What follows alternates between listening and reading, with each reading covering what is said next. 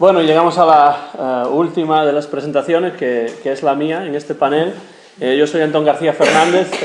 profesor de Lengua y Literatura Españolas en la Universidad de Tennessee en Martin, que es un pequeño pueblo en el noroeste de Tennessee, más o menos a 4 horas de aquí de Lexington.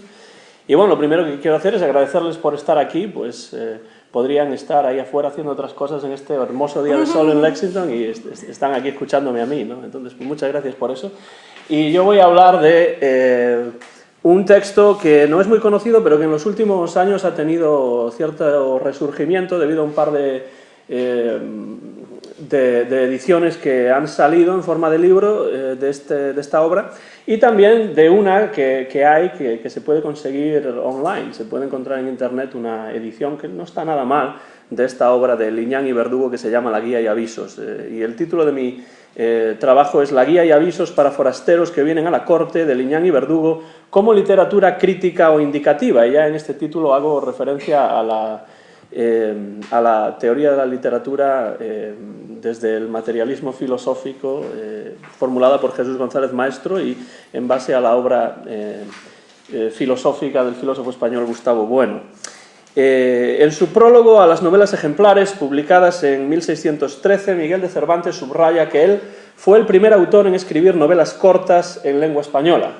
Dice Cervantes en su ya famosa cita, que yo soy el primero que he novelado en lengua castellana, que las muchas novelas que en ella andan impresas, todas son traducidas de lenguas extranjeras, y estas son mías propias, no imitadas ni hurtadas. Mi ingenio las engendró y las parió mi pluma, y van creciendo en los brazos de la estampa. Se refiere aquí Cervantes a que él fue el primero en crear novelas cortas originales en español, cultivando así por vez primera un género que en España no había recibido demasiada atención hasta que el alcalaíno se ocupó de él. Como suele ser el caso en la literatura cervantina, el autor modifica decisivamente todo género al que se acerca, como la novela de caballerías, la pastoril, la picaresca, y en lo que respecta a las novelas cortas, su influencia se deja notar en el elevado número de autores que en muy poco tiempo continuaron lo iniciado por Cervantes, desde la desordenada codicia del doctor Carlos García de 1619 a las novelas amorosas y ejemplares de María de Zayas en 1637, por citar solamente 2 ejemplos entre los muchos posibles. Una de estas obras, sin duda menos conocida que las de Cervantes o Zayas, es la que nos ocupa hoy, La guía y avisos de forasteros que vienen a la corte, que salió de la estampa por vez primera en Madrid en 1620, publicada por la viuda de Alonso Martín, a cargo del mercader de libros Miguel de Silis. Pese a que este texto no se reeditó durante varios siglos, existen al menos 2 ediciones modernas que añadir a las escasas reimpresiones realizadas en los siglos XIX y XX, y en los últimos años ha tenido lugar una suerte de renacimiento del interés académico por la obra, lo que ha dado lugar a algún que otro artículo crítico y en especial a un análisis textual exhaustivo realizado por David González Ramírez y publicado bajo el título de Del taller de imprenta al texto crítico, que es, me parece a mí, absolutamente fundamental para quienes deseen acercarse a este libro de Liñán y Verdugo. Generalmente los escasos críticos que se han ocupado de la guía y avisos la han situado entre la picaresca y el costumbrismo. Así, Ángel Balbuena Prat incluyó la obra en su conocida antología de novela picaresca española, y Correa Calderón la señala como, cito, la primera muestra de costumbrismo hecha con la decidida intención de crear un nuevo género en el que predomina lo descriptivo. Este estudioso no deja claras las razones por las que afirma que Liñán y Verdugo muestra la intención expresa de crear un nuevo género. Y por otra parte, no me parece en absoluto correcto suponer que en el libro predomine lo descriptivo sobre lo narrativo. Más recientemente, Manuel Fernández Nieto se ha decantado por situar la guía y avisos a medio camino entre el costumbrismo y la novela cortesana. Dice Fernández Nieto, cito, la guía, en principio, es un texto costumbrista, aunque su escenario y personajes encajan dentro de las características propias de la novela cortesana, pues se presenta el bajo mundo madrileño y a unos protagonistas que llegan de otros lugares y se hallan desorientados en los entresijos de la corte. La trama, lógicamente, da lugar a un desfile continuo de la gente que puebla Madrid y de sus usos sociales. Por ello, el contenido tiene concomitancias con los textos costumbristas. Lleva razón este crítico, creo yo, al subrayar las concomitancias de la guía y avisos con el costumbrismo, si bien no debemos olvidar el componente didáctico-moral ni la crítica social que evidencian los relatos que ejemplifican los diversos consejos expuestos en el libro. En este sentido, Juan Ignacio Ferreras, en su estudio sobre la novela del siglo XVII, clasifica la obra de Liñán y Verdugo dentro de la novela corta o cervantina, poniéndola en diálogo con las novelas ejemplares de Cervantes, las novelas de Zayas y otros textos, como El Lazarillo de Manzanares, de Juan Cortés de Tolosa, y otras novelas breves de Salas Barbadillo o Castillo Solórzano. Dice Ferreras, cito: «El libro está ante todo muy bien pensado y planeado. Se trata de avisar y poner en cuidado a los forasteros que vengan a Madrid. Para ello, en forma de diálogo, se intercalan anécdotas, sucedidos y novelas en los que se cuentan diversos sucesos, todos picarescos, de la villa y corte. Con muy buen estilo, el autor moraliza o avisa al mismo tiempo que narra o cuenta». Por tanto, la narración es también algo muy importante dentro de este libro. Como veremos, la conexión con la obra de Cervantes y particularmente con las novelas ejemplares es muy acertada y emerge con claridad en más de un pasaje de la Guía y Avisos, que en muchos casos se halla también muy próxima a la picaresca. En este sentido, Liñán y Verdugo, a quien más de un crítico ha identificado como seudónimo del clérigo Fray Alonso Remón, se nos aparece como un continuador un tanto oscuro hoy en día de lo iniciado por Cervantes en las ejemplares. Su Guía y Avisos es, ante todo, una obra heterogénea que aúna elementos del costumbrismo, de la novela picaresca y de las novelle italianas, al estilo de Boccaccio, pero con una intencionalidad claramente didáctico-moral que busca instruir deleitando desde una óptica fuertemente racionalista. En esta preponderancia de la razón, precisamente, es donde vemos que se acerca nuestro autor a Cervantes, y la crítica social que esconde en sus relatos intercalados aproxima a la Guía y Avisos a lo que llamaremos una literatura crítica o indicativa.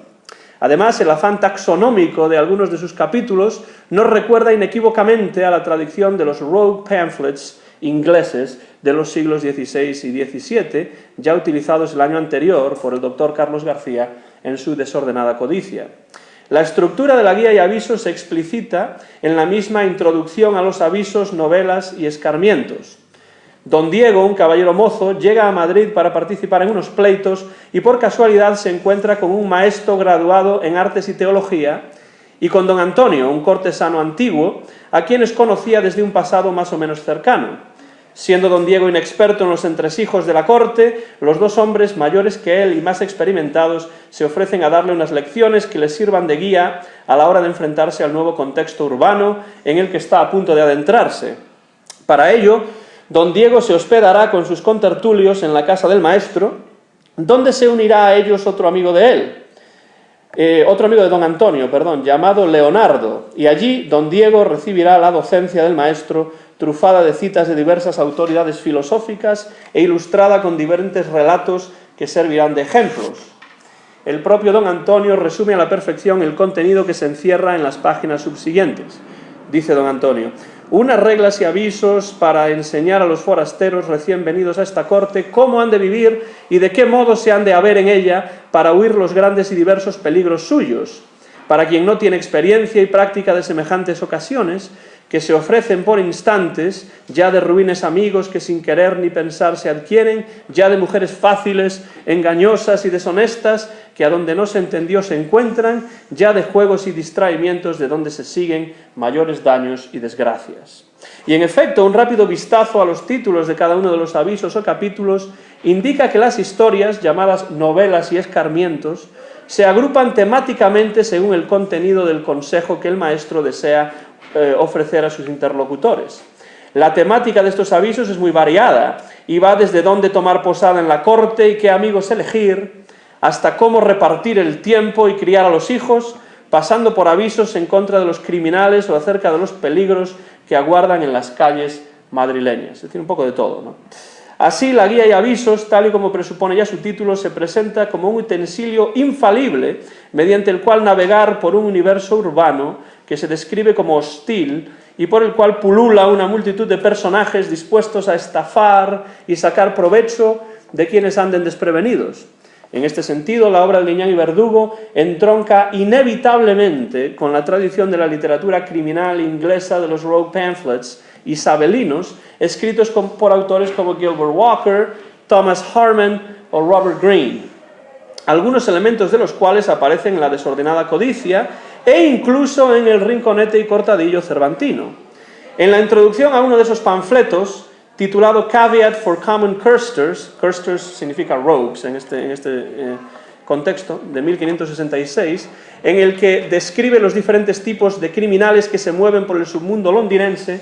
Thomas Harman expresa un objetivo muy semejante al de la Guía y Avisos. Harman dice que escribe su libro to acquaint your goodness with the abominable, wicked, and detestable behavior of all these rowsy, ragged rabblement of rake-hells, that under the pretense of great misery, diseases, and other innumerable calamities, which they feign through great hypocrisy, do win and gain great alms in all places where they wilily wander to the utter deluding of the good givers. De manera semejante a como Harman,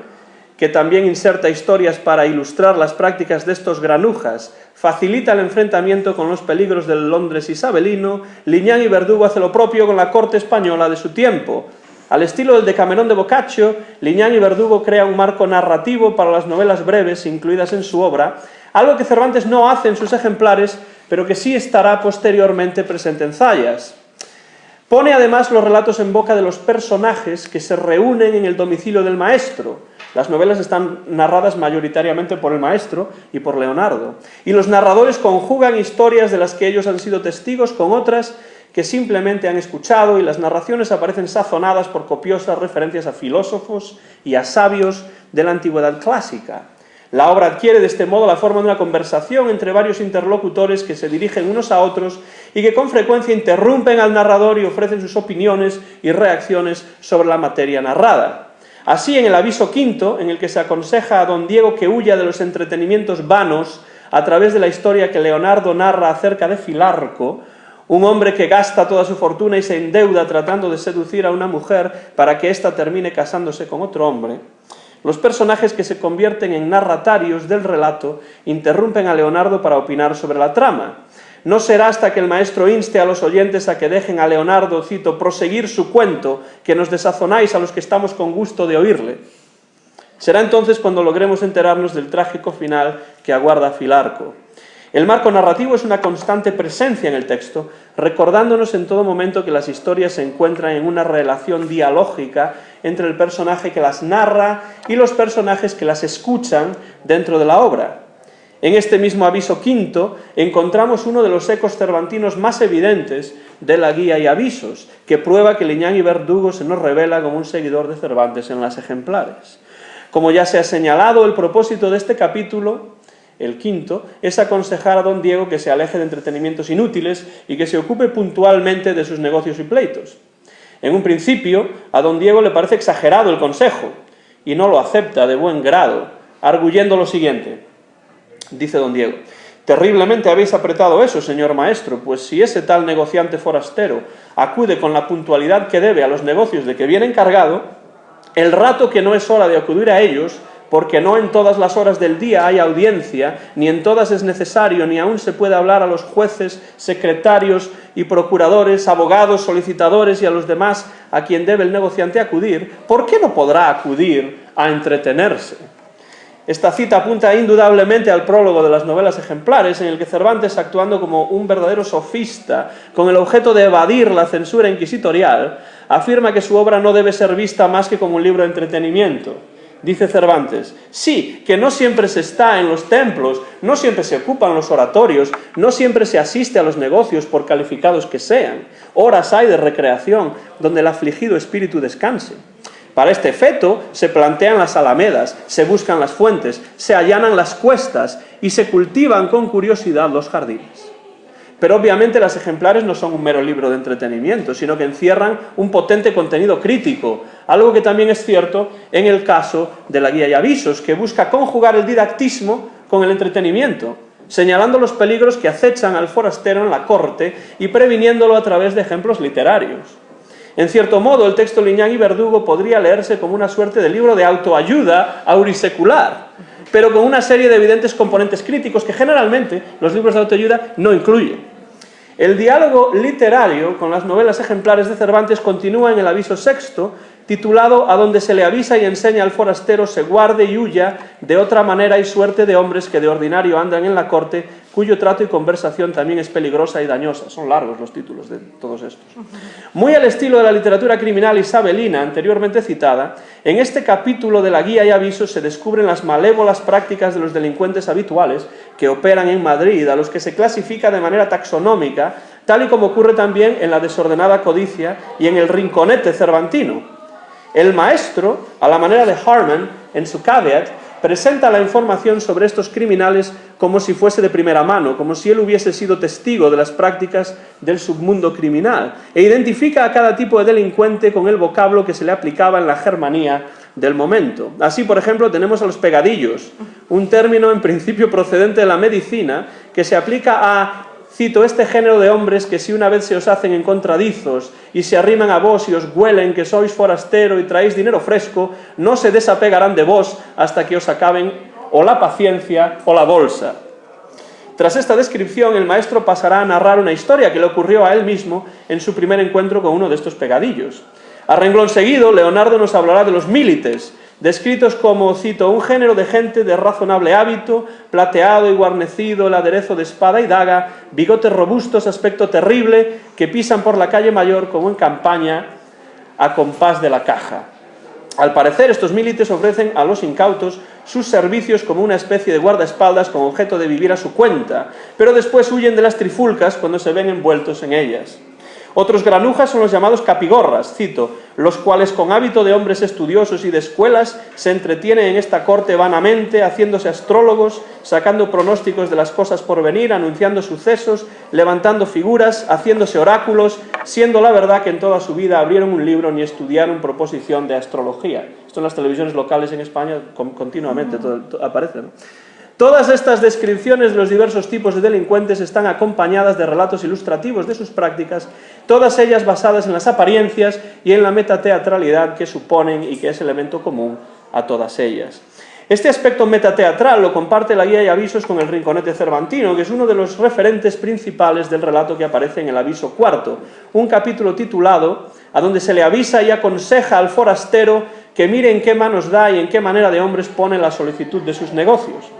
Dentro de este capítulo, la novela y escarmiento sexto introduce la figura del mequetrefe, un personaje que tiene por modelo a Monipodio, el rey del inframundo picaresco sevillano de la novela ejemplar de Cervantes. Este mequetrefe es la piedra angular de un engaño perpetrado por dos hombres vestidos de negro sobre un labrador de tierra de Zamora, llegado a Madrid para tomar parte en un pleito. Estos dos hombres hacen creer al labrador que el rey ha dictaminado, cito, rigurosas penas para los que vinieron a pleitos a esta corte y no se registraron ante el mequetrefe. La intención de estos hombres es evidentemente saquear los bolsillos del incauto labrador, cosa que lograrán impunemente. Parece ser que el tal mequetrefe ni siquiera existe, pero los lectores originales de la guía y avisos sin duda reconocerían la intertextualidad con el monipodio creado por Cervantes. Así pues, y ya para ir concluyendo y no hacerme demasiado pesado, como espero haber mostrado a lo largo de mi presentación, la guía y avisos de Liñán y Verdugo es una obra heterogénea que conjuga elementos propios de varios géneros literarios, costumbrismo, picaresca, novela cortesana, rogue pamphlets, etc., y que entra en diálogo con las novelas ejemplares de Cervantes, de las que el autor es continuador. El propósito del libro, Liñán y Verdugo, es explícitamente didáctico-moral. Busca instruir deleitando y al presentar algunos de los usos sociales que observa en la corte, persigue un objetivo de aviso y de crítica en el que la razón tiene una preponderancia absoluta. Por esta razón, resulta posible encuadrar la obra dentro de lo que el crítico español Jesús González Maestro ha denominado literatura crítica o indicativa en su libro Crítica de la razón literaria. Es decir, una literatura en la que, cito de Jesús Maestro, se objetivan interpretaciones críticas y dialécticas de la realidad, interpretaciones que son superiores e irreductibles a una creencia social o a un psicologismo colectivo, desde el momento en que apelan a una poética y a una política, a un conocimiento científico y crítico de los materiales literarios y a una compleja simploqué o sistema de relación de ideas, relativa a la operatoriedad de la vida del individuo en el seno de la vida social del Estado. Efectivamente, como las novelas ejemplares, El Lazarillo de Tormes o La desordenada codicia, La guía y avisos de Liñán y Verdugo va más allá de psicologismos y construye un sistema de ideas racionales y dialécticas que permitirán a su protagonista, don Diego, y por ende al lector, navegar con éxito por los entresijos y recovecos de la corte y resultar operatorio dentro del complejo sistema social en el que desea integrarse. Muchas gracias por su atención.